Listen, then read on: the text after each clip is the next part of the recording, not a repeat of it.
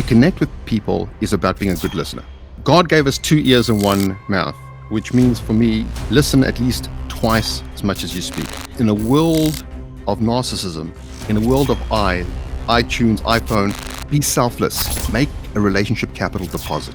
At some point, you can make a withdrawal. It's not about net worth, it's about self-worth. I grew up with the notion of if you don't stand for something, you'll fall for anything. Pain is the price that you're going to need to pay. There's no one who achieves anything physically, emotionally, spiritually, without having to dig deep. Train your kids and preempt failure. Success will take failure. Your kids are going to go through failure, and I think it's important that they know there's a big difference between experiencing failure and being a failure.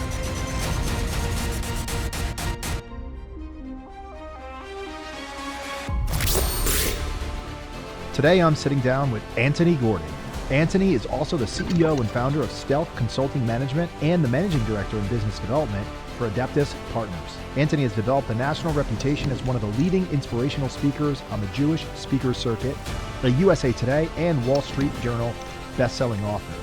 And previously, he worked in the private client group at both UBS and Morgan Stanley, before later becoming a principal at 2 hedge funds, and then later founding his own advisory and consulting firm, Stealth Consulting. Antony also hosts his own podcast, The Antony Gordon Show, as a life coach to many professional athletes and celebrities, as a private banker to several wealthy families. Over 25 years of experience on Wall Street, Antony has worked with some of the most prominent personalities in business, sports, and entertainment during his career.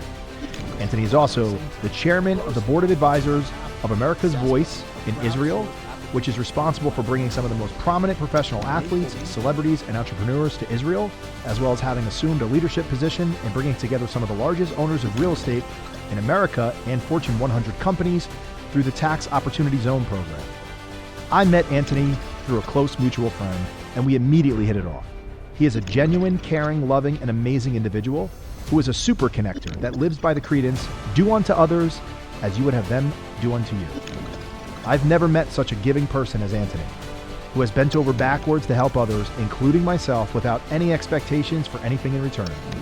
I've asked Antony to come on my show to share his story.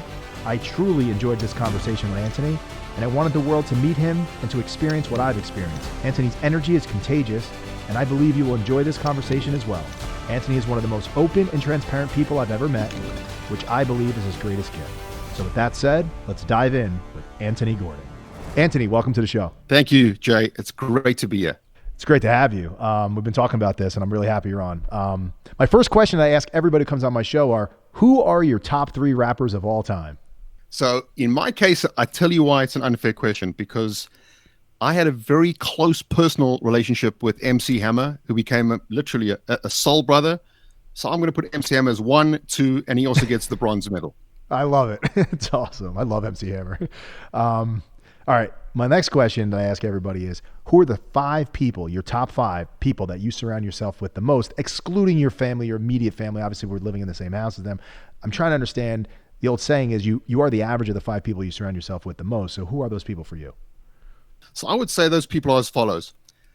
The person who was a mentor growing up in South Africa, one of the most successful entrepreneurs in South Africa, his name's Solly Croc. He's probably 90 years sounding board. Who works, Keeps Me Object lawyer, a very prominent non-profit organization. Just a good sort of panoramic view of what's going on. And I would say the 5th is I would say my rabbi, who will add not only the financial, the business, but the spiritual prism as well. Okay, I want to go backwards. We're going to go back and understand who Antony Gordon really is, right? So to do that, I want to talk about your early years. Can you tell us about your early years, your early childhood, where you grew up with, who you grew up with, your socioeconomic kind of background? What did your parents do? Tell us a little bit about your dad, your mom, if you could. Formative years, Jay, in Johannesburg, South Africa. It's interesting because most people think of a Caucasian Jewish South African as coming from very, heavy financial means, very modest upbringing. My mom was one of the best known therapists in South Africa. Her reputation preceded her. Very wise, insightful person. I think what that meant for me was, as opposed to sort of most alpha males that are concerned about talking about feelings, vulnerability, I grew up with a comfort level saying, it's okay to feel, it's okay to have vulnerability, it's okay to admit mistakes. Very different, and it became a very, I think, important tool in my arsenal. Brother's a doctor in Atlanta, sister's a teacher in Toronto. Went to a private school for high school. I think the first seminal trigger there was every Friday, one guy had to sort of be the cheerleader, entertain the school. That became me, and I realized then, Jay, that humor, and again, not laughing at people, but really turning life upside down and seeing ironies, and was going to be an important part of my life journey. Went to the University of the Witwatersrand, known as Wits University, undergrad, and I started, firstly, I realized if I wanted to continue to, an Ivy League school, which was a long-term aspiration, I had to obviously do very well academically. No chance I was going to afford it financially, so I had to obviously crush it to get a scholarship. So started doing very well academically, was very involved in student government, student campus, while knowing that I had to perform academically. Always been sort of more of a Renaissance kind of guy. So was very involved in student government. At college, I think the important thing is there's a thing called RAG dynamics. Every 2 weeks, 6,000 people at the university, political parity, again, just sort of keeping the university spirit going. And that's the role I played for several years. Again, I saw the power of feeling comfortable, being authentic, sincere behind a microphone. Again, humor. And I think also understanding that what was working for me is always addressing the white elephant in the room. People are dancing around. I used to, obviously in a tactful, discreet, and diplomatic way, was fortunate to get the Fulbright scholarship to Harvard Law School. At that point in time, I knew I had 8 or 9 months before, Harvard started. I coached one of the most prominent, one of the most prominent business people in South Africa at the time, and I said, "Solly, this guy, I'm leaving in 8, 9 months' time. Obviously, I'm not going to start a law practice here. I'd like to, get as much experience as possible." I ended up working very close to him. That 8 or 9 months was probably the most intense business experience I've had. Around one of the most successful guys. He had bought a soccer team. He had, and asked me to try and use, ideas in marketing to market the team. Arrived at Harvard. One of the other things that I did, Jay, was I had produced every year was one of the biggest anti-apartheid music concerts in South Africa. The relevance of that is when I got to Harvard, Derek Bok, the president of Harvard University at the time, announced that he wanted to raise, I believe, $1 billion for the Harvard endowment. I had a little bit more of a colorful background to your average HLS student. The Vice Dean, David Smith, I remember asking me, what can be the law school's contribution to this sort of fundraising strategy? The B School, the Kennedy School, were all doing something. So I said, David, frankly, I know how to put on a music concert. I think chutzpah has been and I say chutzpah not in a obnoxious, it's audaciousness, knowing that I wasn't scared of failure. And I think that dovetails back to my early formative years, because what I didn't have in any materialistic trappings and in money, I got in self-esteem and a tremendous amount of love. So I think that gave me the intestinal fortitude and the confidence to try anything. I mean, I was very comfortable in my skin very early on. And I think that also gave me the sincerity and authenticity to, stand up and say, this is who I am, and warts and all. Back to the Harvard endowment. I put in a lot of work. Derek Bok had announced his resignation. He was resigning. I was graduating. I was called back to his office and was really, said basically it would be a travesty of justice to mothball. You've done a tremendous amount of work, Antony. How can we help you? So I think I told you once when we first met over the phone, I thought one of the amazing things I was completely naive. Some, kid from South Africa as the president of Harvard saying how I can help you. So I said, I need a day or two to think about it.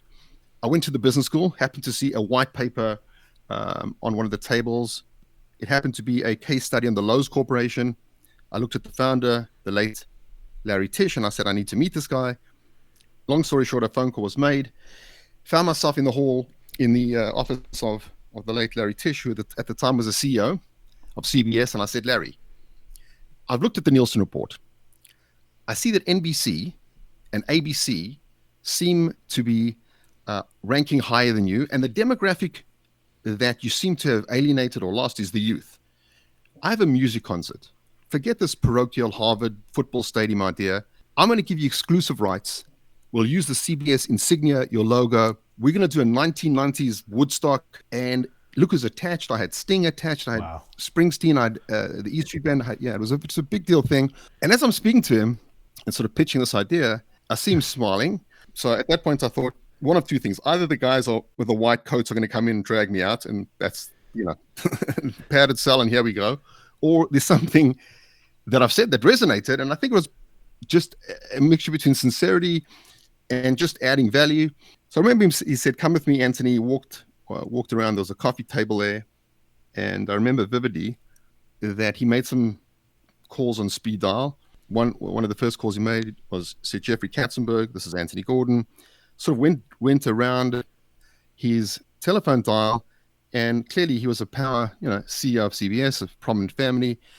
So I found myself being introduced, ostensibly to some of the biggest personalities in the entertainment industry, which taught me the importance of a few things. Number one, if you add value and if you're sincere, there's no reason why you can't knock on the door of the chairman or the CEO of the biggest companies in the world. People are people.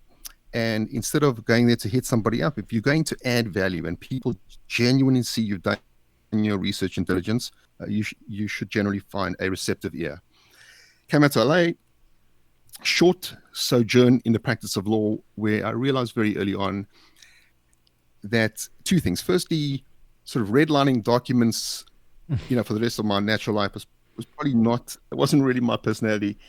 And I thought it was also not the best use of, I guess, the best assets that I had at the time, which were, some good relationships and very much a dreamer, a very big picture guy, came from humble beginnings. Managed to sort of pivot, went in-house for one of our prominent clients. Thankfully knew one of the top guys at Goldman Sachs at the time. And on his advice, I was introduced to one of the senior folks at UBS.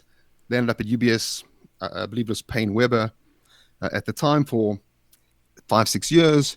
Our team then moved over to Morgan Stanley, where we covered Silicon Valley.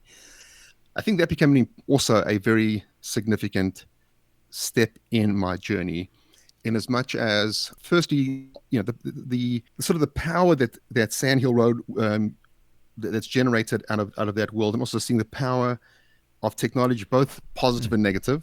And again, being someone who didn't come from big money, wasn't a Rockefeller, Rothschild, I think it was just raw emotions, sincerity, and I think people connect with authentic, real people.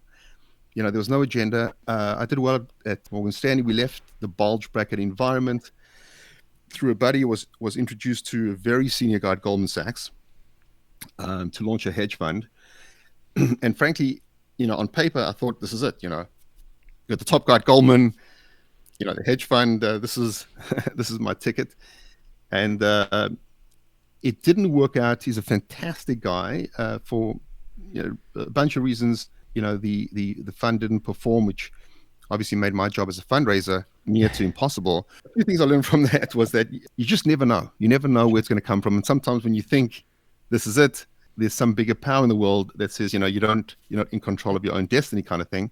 Had pivoted from there to another fund from a very successful guy in South Africa, and spent a few years at the other fund. And at this point in time, a number of things sort of converged. Just through a whole circuitous events, I'd met a number of professional athletes. I'd worked and represented Manny Pacquiao, a number of other folks, and I saw a few things. Firstly, nobody was helping these professional athletes make a seamless transition from the court to the field to the next chapter of their life. And the tragedy, as we all know, from the plethora of bankruptcies, divorces, and people whose the wheels completely come off, is these guys are put on pedestals from a lot of kids, and when they implode, it's a horrible ripple effect. So I founded a company that I called LAST, Life After Sport Transition. Basically, how do you transition from your muscles atrophy, the curtain comes down, what's next? Here's what I realized, Jay. Did a tremendous amount of research and found that most times when you see headline news of NBA, NFL guys, DUI, it happens when it's the off season, or when they're not in a structured environment. So what I did was I replaced the sports coach with a life coach, where they have to check in, a sense of accountability. That's number one. Number two, how do you replace the revenue? And it's very difficult for a lot of these guys to see that there's a very finite sojourn in their professional experience. The average NFL, probably 3 years. I mean, you're a ball player, you'd NBA a little bit longer. And there's an unfortunate keeping up with the Joneses, buying, more toys, and it ends, and it doesn't end well. So through that, through putting time and energy into life after sport, and at this point, I'd also got involved in a nonprofit organization, America's Voices, in Israel, which probably the premier nonprofit today, taking celebrities and sports folks to Israel. Not a political thing or a religious thing. It's sort of using music, sport, entertainment as a medium that transcends every different culture, every different race. And Israel's an amazing place, and I think it helps people reflect, look at their own lives, and see that often what the secular media is saying about Israel is probably not reflected by what's happening on the ground. And I happened to meet, in the context really of this nonprofit, the CEO of a prominent professional service firm. One thing led to another. He asked me sort of what I was doing, and that landed me a sort of the perfect sort of role where I was the sort of rainmaker for a professional service firm. And I realized my strength is relationships.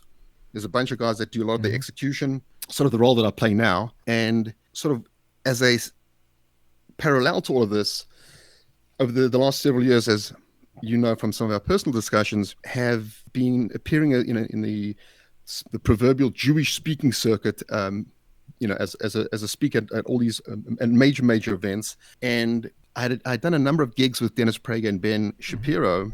And in one of our the events that we did over a Jewish holiday, Dennis, who had played a very seminal role in this decision, said, "You're an interesting guy, Antony. You've got all the the Ivy League pedigree.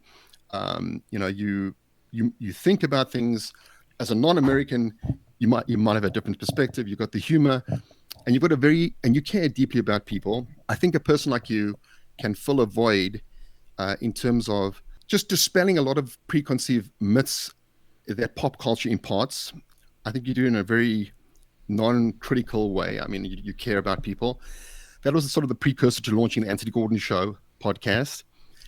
And what I've found, I think like you, Jay, is that success, people who define success purely by their net worth, are usually pretty myopic. It's a pretty lonely journey.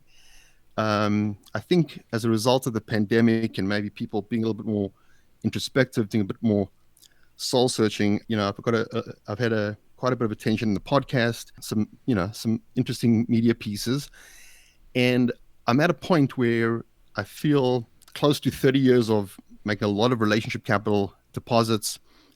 Thankfully, I went back to Harvard Business School to do a few extra courses.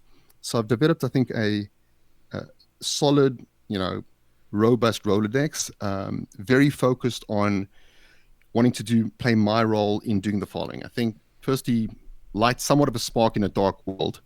Number two, I think there are not thousands, I think there are millions of, I think, primarily millennials, leading proverbial lives of quiet desperation. There's no direction, there's no meaning. And I think that the role that I see that I play with some of the athletes and some of the celebrities is just helping them realize the importance of a purpose in life, their relationships, character, integrity. It's not about, it's not all about the money and flashy cars. And because I've seen all that and I've been around all that, and I come from a different perspective, I think that people know, that it's genuine. And I think the journey ahead for me, and having just been fortunate to be included in a book that became a bestseller, is use my platform, somewhat of the pedigree and people that I know, to try and do a few things. Number one, to help people think critically about a lot of the content and values that they're seeing and are privy to on social media and pop culture, because not only is it factually incorrect, it's actually destructive. I think it's causing a lot of people to be desperately unhappy, anxious, etc. Number one. Number two, we live in a divisive world, and I think the unique role that I've played, I'm a white, South Jewish guy. I grew up very much a soul guy, very much colorblind. I'm all about good people, good character.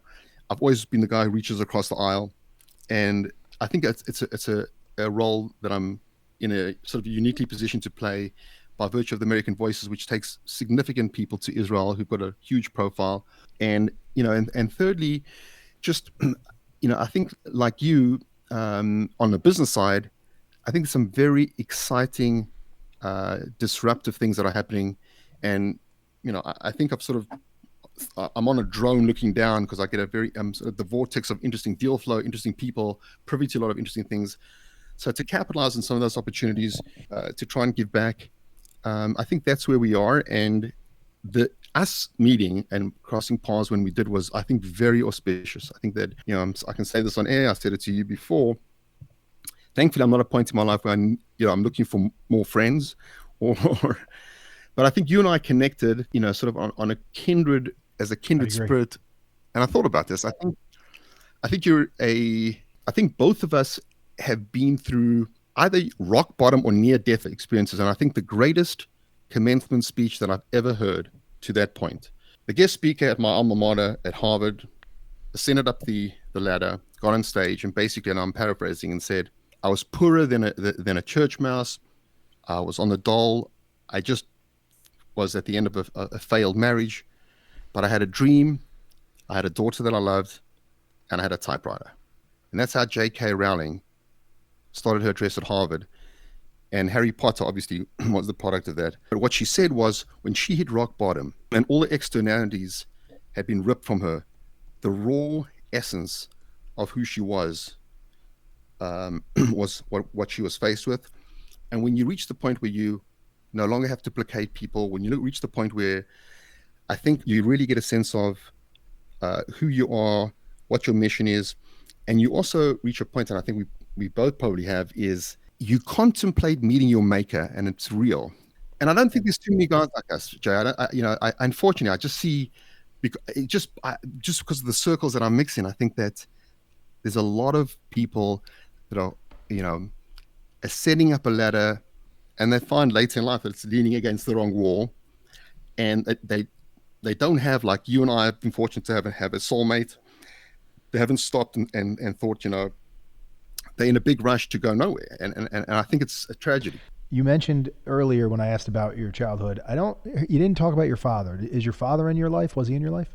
Excellent. You're very good listeners. It's amazing that as I scooted by, I realized it was an amazing. Both my parents have passed at this point. My father's an amazing guy, sweet, angelic person. But when I think of growing up, I grew up with a weak father figure, strong mother figure. I wasn't conscious that I didn't mention my dad. He's a beautiful human being. But it's probably a subliminal, subconscious thing. It's interesting then. I always dive into fatherhood because I'm trying to be a father, right? I have 4 kids. I'm doing the best I can. So I just want to discuss the relationship with your father and maybe how that may have impacted you both professionally and personally growing up, as well as into your professional life. Also, what do you find the key values of a good father to be, and how do you apply that to your own life? And And has your relationship with your father impacted your fatherhood as a father yourself? It's all excellent questions. So I think the following: because I had a weaker father figure, and I perceived him as more vulnerable, I definitely, at a younger age, and I'm saying in my teens, I had to step up and sort of assume a paternal role very early in life. I think the growing big shoulders at a young age is something that I've carried with me. And I think that that is one of the reasons why I really, in my life, have been somewhat fearless and courageous and done things that most people would think are crazy, because I think on some level overcompensating for a perception of a weaker father, saying, I'm going to be impervious to any vulnerability. And I'm conscious of that. And I want to be a strong figure for my kids. What I always tell people about father, to address your second point, Jay, and that is, being a good father is absolutely got nothing to do with what you say. Kids do not learn from what you say; they learn from what you do. So it turns out to be a good role model, which means, if someone comes to the door and is trying to collect for a cause, which happens. If I were to shout across the living room, to one of my kids during their formative years, tell the person I'm not here, and then try and pontificate about honesty. That's right. Kids pick it up. Yeah. So here's what my kids have learned from me, and what's very important to me. And I learned this a lot from my mom. Treat every single person with absolute dignity, regardless of their standing in life. Number two, I grew up with the fact that one's face is in the public domain. So walking around with a sour face or, down and why should you suck the air out of the oxygen out of the room? And it's very contagious. Always greet, be warm to the person from the elevator to the reception.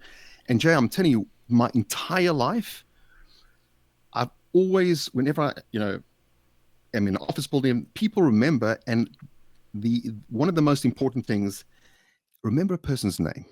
And not only that, I always try and find out a little bit about what's going on in their life, even if it's the receptionist, on the way to see a client, because I think one of the things that's happened in this world, we live in a very, very lonely world.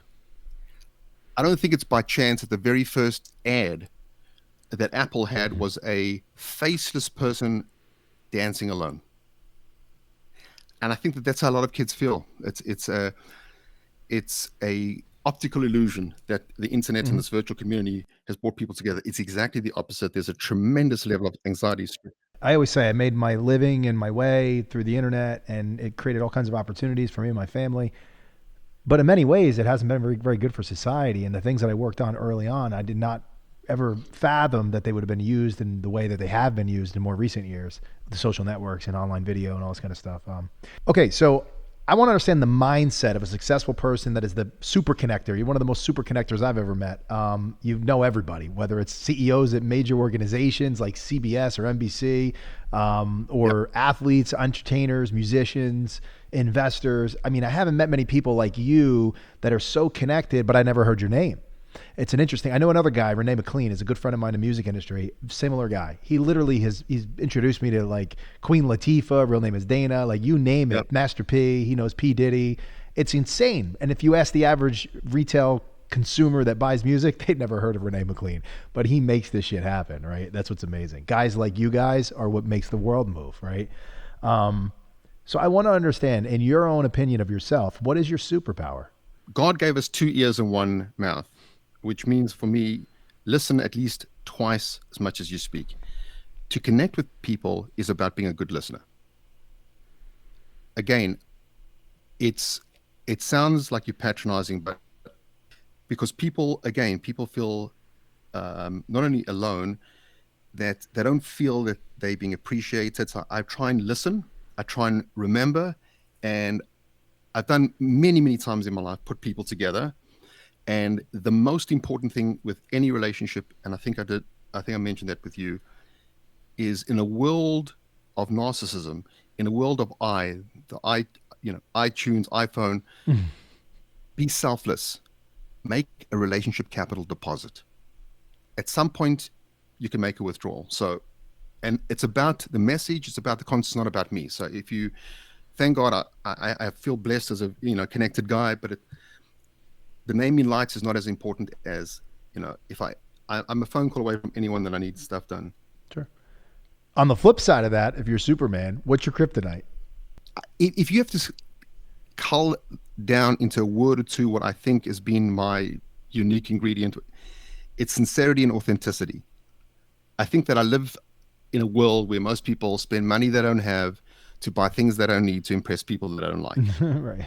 And I'm always the guy that's saying, I'm not sure why are we doing this?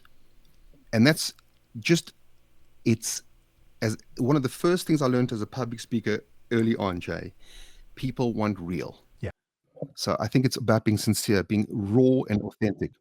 You and I talked early on. A lot of people don't like to admit this, that became wealthy, but they'll say, it was never about the wealth. It was about the passion, and the wealth followed. But I got to tell you, I told you when I was younger, I came from a very humble beginning, right? My father, my stepfather who raised me, and my mother, as well as my biological father, they didn't have any money, right? They're blue collar workers, like most of America, by the way, 90% of America, right? They were just regular average Americans. Now, I remember in 1990, we went through a recession for like 8 months or so, and my dad that I lived with growing up, he was out of work most of the time. And the days that he did leave, he probably just left because it was like, I'm here every day, I got to get out of the house, but he did some side jobs here and there. But it was a rough patch in 1990, and that left a real indent in my memory about money. And I didn't know anything about money as a kid. I just remember thinking, I'm worried. Like, I could remember them talking at the kitchen table. I'm playing Nintendo in the other room, and they're like, do we pay this bill or that bill? And they're arguing. I'm like, Jesus Christ, this is stressful. As a kid, they didn't realize. They were young. By the way, they were very young. My mom was only 19 years older than me. So they were young parents growing up with me in a way, Wow. So, those early years, that became something that I wanted to not have those problems. And early on, I thought maybe I'll be a cop. My other uncles were cops. And, during recessions, they don't get laid off. You probably need more cops during a recession, right? You don't need less. So I thought maybe I'll go down that path. That didn't work out. I didn't want to do that. I got into business stuff, and I really 100 miles into that. Prior to that, I wanted to be a professional athlete, as I told you. I worked down that path, went to college. I got hurt. It didn't work out. Mm-hmm. I wanted to do those things because of money, though. And a lot of people don't admit this crap. So what I'm asking you is, did you dream of becoming wealthy as a child, or at some point did that happen? And I also would like to know, do you remember when you made your first $1 million? I love hearing the story about, yes, I made my first $1 million and all this kind of stuff. And if you did you do anything for your mom or your dad, or did you ever help anybody financially, donations? Because money is an important thing. It is freedom. A lot of people focus on money for the monetary, materialistic things that you've talked about that you shouldn't focus on. Absolutely, I agree with you. Having the nice clothes and the fancy watches, it's just signaling to everybody that you have money. But what are you doing with the money, and why did you want to have the money? And for me, it was always freedom. Since I was a kid, I wanted to be free from stress and free from worry. I wanted my kids to be free from stress and free from worry. I was thinking about kids before I even had a wife, okay? I know you and I talked about it. I want you to share your story about this, your early years, and how you were focused on this stuff as well. It's amazing. There's a lot that we have in common, Jay. I think it would be disingenuous for me to say, growing up, I would say much more humble beginnings than anyone. The private Jewish day school that I went to was paid for by my late grandmother because she felt education was important. I don't think my folks could have afforded. But here's the one piece, and I'll come to the answer. The one thing that I try and underscore to a lot of the college kids and folks that I speak to is it's not about net worth, it's about self-worth. I grew up with such a strong self-esteem, such a strong sense of self, such a strong sense of just really dignity and that I could drive around in my beat-up old car while these guys, and with no apologies. So I think it's very important that one's true to oneself. I think it's interesting, the first time that I saw financial success, I was actually with a bunch of restricted stock, and it was a lot of money.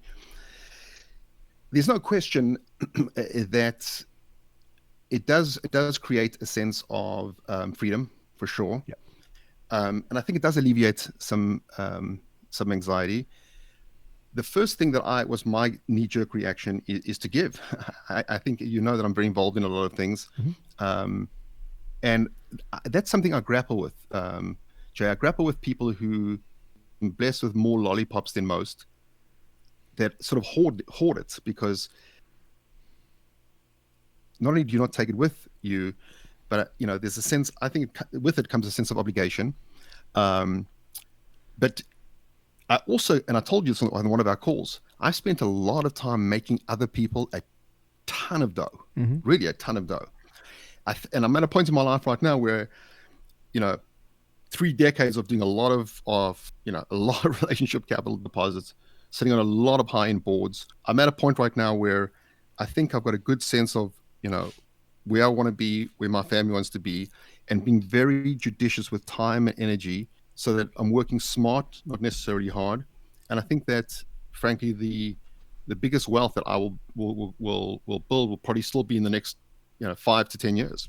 I think my kids have grown up, thankfully, with very, very good values. I make sure that I speak to all my kids on non-superficial, when I find what's going on in their life. And I think it's vitally important when you speak to your kids, eye contact, put down the technology, and listen. I need to do a better job of that. I mean, honestly, I should be putting the phone away, and I'm always looking at my phone. It's like, you're right. It's hard, you're right. Yeah, it's tough. But we tell them to do it, and then meanwhile, I'm on the phone. To your point, actions or speak more than words. So anyway, let me go into the next question I have. It's about approval and affirmation. Do you or did you seek approval or affirmation from anybody around you, like your parents, spouse, even your children? Like, is this something that you had thought of and said, I'm trying to live up to some standard that I want them to I guess look at and be proud of? I grew up with the notion of, if you don't stand for something, you'll fall for anything. So there's certain immutable principles. Sure. I had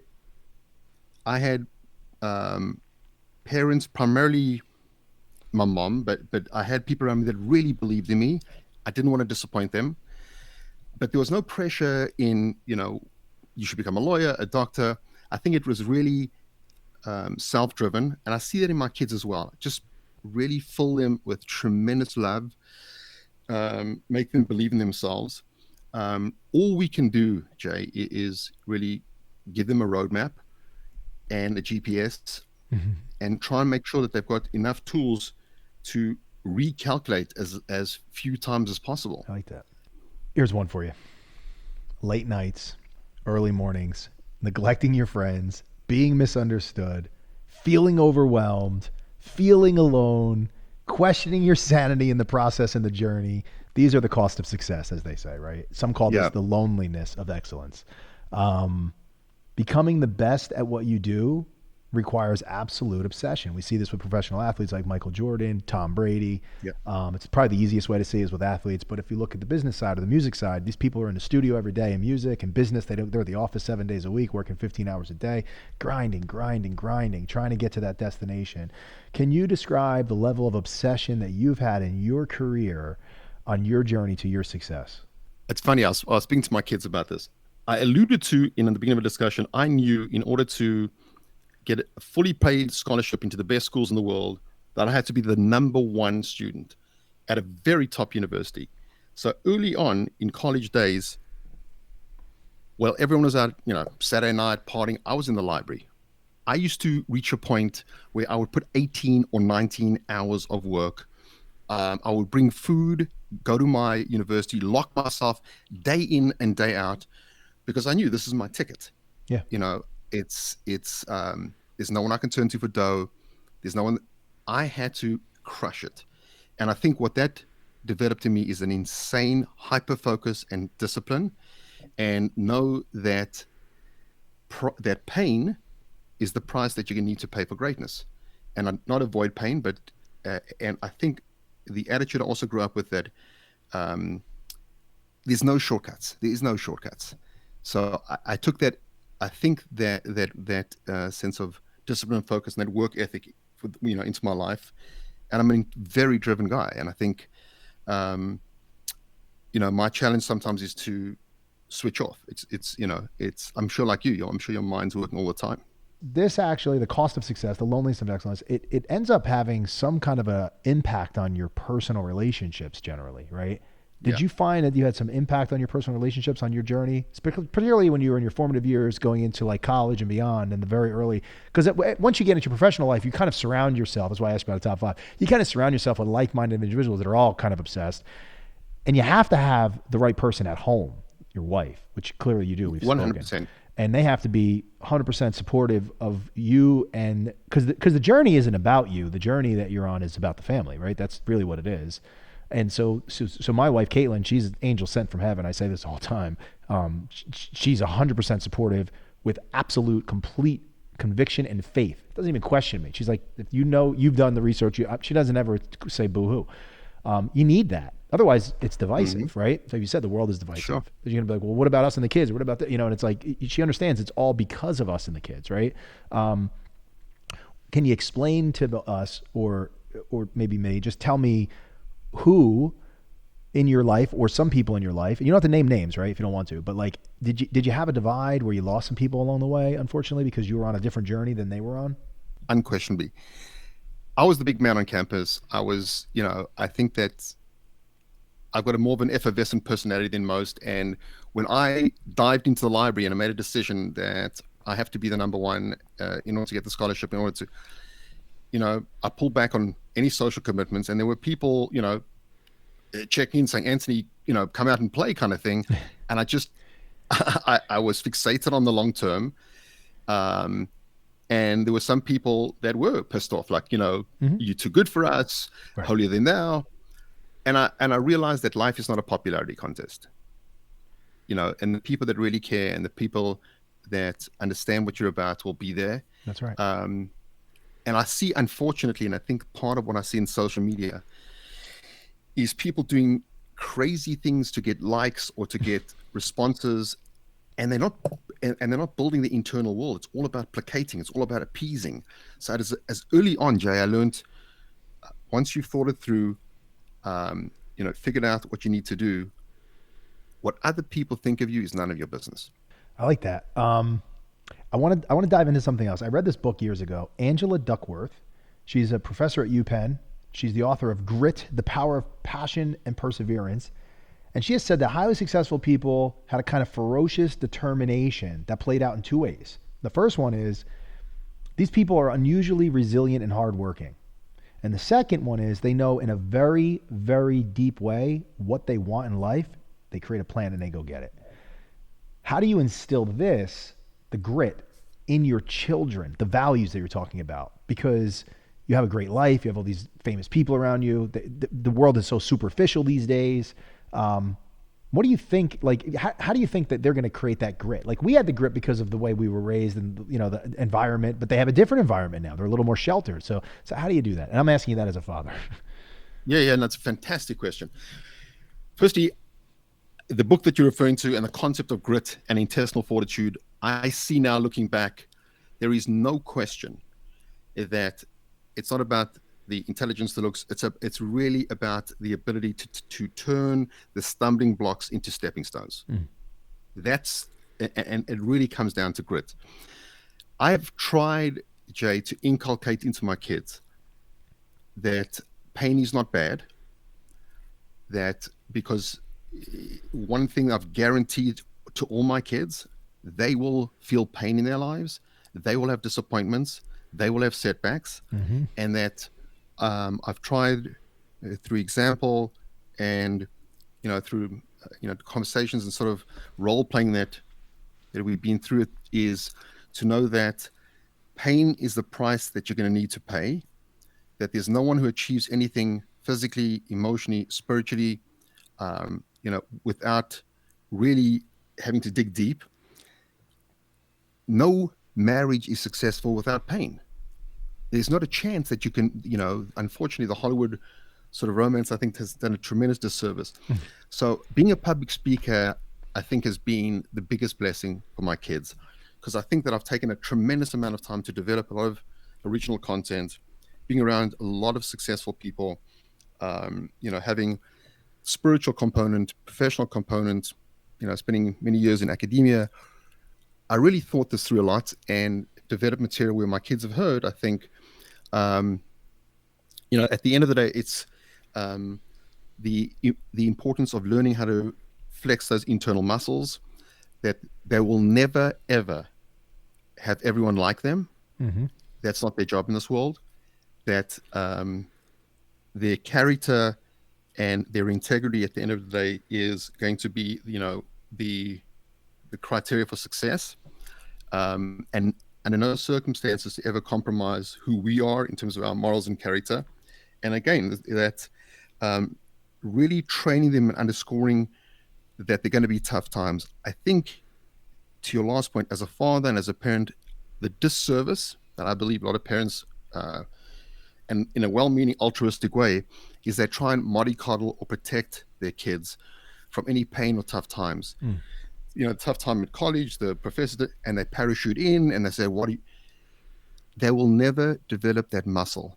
They'll never develop the metal, without having the ability to fend for themselves. And it's a tremendous disservice every time your kid is going through a tough time to throw them a life rope, because they'll never learn themselves. And I think that through hearing a lot of my lectures and allowing my kids to make mistakes, I think they've learned to dig deep, develop that grit, and flex those muscles. I like that. And, I'm thinking about my own upbringing as you're saying this. And I remember there was times with coaches and I'd go back home and I'd tell my mom and dad, and, well, you should say something to the coach. And they're like, no, you say something to the coach. And I'm like, but you're not in my corner. You're my mom. You're my dad, and they're like, no. You have to, if you want what you want, you got to go get it. Like, they never stepped in and intervened with coaches or teachers. That was never a thing for them. I got to say, they were very young parents, but one thing I was taught is you never quit.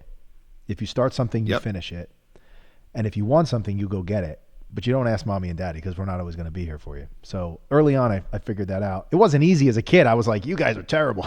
Then you figure it out as you get older. You're like, no, they were actually doing a service, not a disservice. How much do you feel that your instincts and intuitions have played in your success in life? I mentioned this on the call very soon after we started speaking. One of the greatest people that I've ever known, he's no longer with us, Dr. Professor Abraham Tversky, who is world-renowned on addictions. So he once said something which sort of etched in my mind, that we're a fool if you don't know your weak points, you don't know your blind spots, but you're even more of an idiot if you don't know your strengths, because then you won't know who you the essence of. I know the essence of who we are, and the difference between that and being arrogant is obviously knowing what you're. I know that I've been blessed with an intellect and a scholastic aptitude. But I think my success has always come down to EQ, to visceral. I walk into a room and I've got an antenna that sees and feels certain things. I think at the end of the day that has been the hallmark of my success. So I can walk into a room and figure out the dynamics, who the real decision maker is, someone feeling vulnerable. It's all about people. And if you go and, you crush a person, you pitch a person, you close the sale at the price of, it's going to come back and haunt you. So I think that the one thing I've mentioned this at workshops, and is that there's not enough, in my opinion, in the academic and in the teaching world, to help people to understand and develop the EQ part of us, to understand the human nature, the psyche. It's really not about the intelligence quotient is a given at a certain level. Yeah, you're saying this and I'm thinking about myself. Like, I don't have a super high IQ. I'm not like cognitively very smart. I have to read things twice sometimes. I read a book, I'll read it again, and I get something different out of it. And I just don't comprehend the information the first time. That's innate in the way I was built and designed by God and my parents, I guess. That being said, I have a high EQ. I have a pretty high Definitely. IQ. I connect with people for some reason. I can read people really quickly. And that's why I have this on the question, because I always want to know, like, do these successful people, these high achievers that I interview, do they feel that they also have a high EQ? And I've noticed that all of them do so far. That seems like a common thread. And I just wonder where that comes from, because not everybody has that. Is it just like the weird experiences throughout your life that develop that, or is it innate? Were you born with it? I think it's nature and it's nurture. And if you ask me, if I look around at the most successful people, and I mean success in the broadest way, I don't think that anyone can reach that level without EQ. I went to Harvard Law School, Harvard Business School. I've seen a person who's, an absolute genius, completely socially inept, and Yeah. it's very difficult for that to convert in the real world. And I watched a couple of your shows, Jay, and I'll tell you what I noticed about you. And I'm not someone who's just going to say something to endear myself to you. I think we're going to be friends. You have three things. You have a highly tuned EQ, meaning you see this in interview, you don't miss things. Secondly, you genuinely care.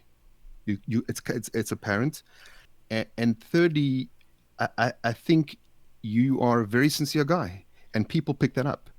And all of those points go to EQ. Another thing, the sincerity comes from my mother and my grandmother. It was always about honesty, 100% absolute honesty.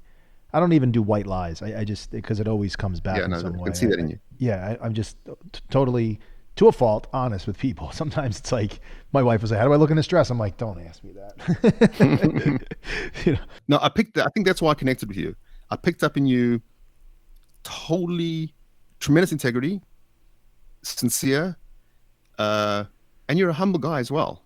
I think you're a humble guy. I think that it's very interesting that Antony, whatever this, I can learn a few things.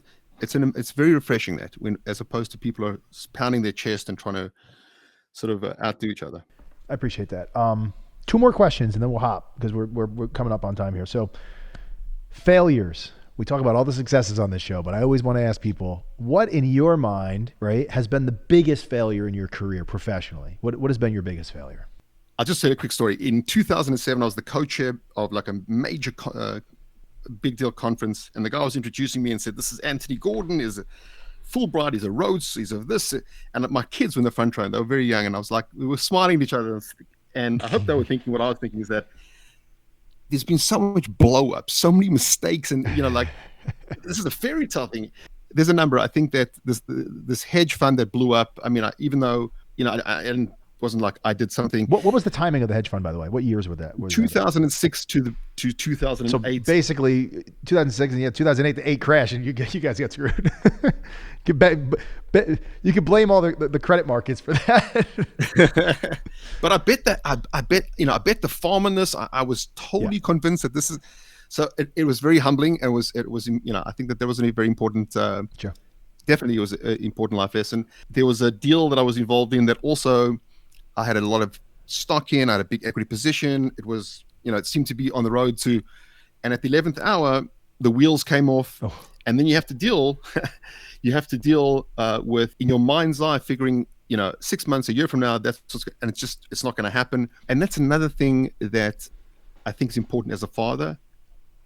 Train your kids and preempt failure. Success will take failures. Your kids are going to go through failure, and I think it's important that they know there's a big difference between experiencing failure and being a failure. I always assume failure. I know this is crazy for a person that's been successful, but most of the things that I've done haven't worked. I've had some great successes. There's no question, unquestionably, but I've had a lot of failures. Investments, I've made about 100 investments. 40 of them are confirmed zero at this point. So, but it takes a handful that makes the fund make money, So, but you know what the cool thing is, Jay? Guys like you and me, I think, can speak about the failures. I've been with most people fail most of the time. Yes, that's right. Most things don't work. This guy I was partners with at Bolt, the company I told you about, his name was Aaron Cohen. And he said it best. He's like, success is very, very, very hard. And it's very rare. You don't see that many companies getting acquired for tens of millions, hundreds of millions, or even billions. That's even less, Although I did see somebody, MailChimp just sold the other day for $12 billion and never raised a penny from investors. How amazing is that, right? But you do see that's unusual. That's the exception to the rule. The rule of thumb is that most things don't work. And in fact, even when it works, it's going to change from the original idea, right? Like the original 100%. Idea, it adapt, evolve, iterate, right? Like Yashi wasn't, when we sold it, it was an entirely different type of business than when we started it, right? It was fundamentally the same. It was advertising, but it was different focus, vertical, technology. Everything changes, right? So the one thing about people who start businesses is they keep doing the same thing over and over. It's like insanity and expecting different results, right? But you have to keep changing. And that's why I always like to ask people about your failures, because I had a pretty public failure, as you obviously know. But that led to learning what not to do moving forward and kind of some lessons there. Well, there's one soundbite I want you to, as we wrap up here, because I want to leave with your listeners, because I know you've kept talking about being a father. I think it's important to focus on things that you can control. We've got very little control over the financial success of business. We've got a lot of control over whether we're going to be a successful father. Yeah. Showing up, being there, that's at the end of the day when people look back on their lives, that's the true definition of success. And that's the legacy you'll leave your kids. Speaking of that, we'll last with the last question, regrets. As Frankie Sinatra would say, I've had a few, but too few to mention. I want you to mention some of your regrets. What is your biggest regret, or what can you remember some of the things it's like, I don't know why I did that? So, it's amazing that you asked that, because I just gave a talk about could have, would have, should have. And why it's so destructive to rent space in your head with things that, that are at the end of the day, you can't do anything about it. And I try and not sort of fixate on that. If I look back, there's obviously been investment opportunities that I could, hindsight is 2020. But I sincerely believe, as much as I've had failures and doors standing in my face, etc., I really try, and I think you and I discussed this, believe in the fact that everything happens for a reason and at the right time, and really try and not get into that perseveration. So maybe that's dodging the question. No, it is. It's fine, because everybody on the show does it. Because highly successful people don't like to look backwards. So I always ask, and it's fine. Occasionally I'll get an answer, but usually it's something like that. That's totally fine. Listen, I enjoyed having you on the show. I want to say one more thing. I know you're doing your podcast. Sure. You and I haven't said this public on the show. The reason why I'm doing a podcast is I want to write a book. You know that. The other reason, silently, is that I want to leave a legacy that my kids or my grandkids someday can just see on YouTube, and they want to see me speaking and hear me learning. I do this to learn. I love learning from people. This is the best way. I'm the luckiest guy in the world. I get people like you on my show, Al Leiter on my show. I mean, Anthony Scaramucci. It's incredible. Like, I get to talk to some of the most successful people on the planet. I get to learn from them, and hopefully my kids will watch this show when they get older, and they can learn too. It's a legacy for me, and I know that's why you're doing it too. So I appreciate you coming on the show, sharing your story, Antony. You're a great, amazing person. I'm so glad that we got to finally meet each other in life, and I know we're going to do a lot of great things together. I just wanted to personally thank you for your time. So thank you. There you have it, guys. You have Antony Gordon, entrepreneur, investor, best-selling author. Antony Gordon, thank you for coming on the show. Jay, you're a good man, and most importantly, you're a good soul. Thank you.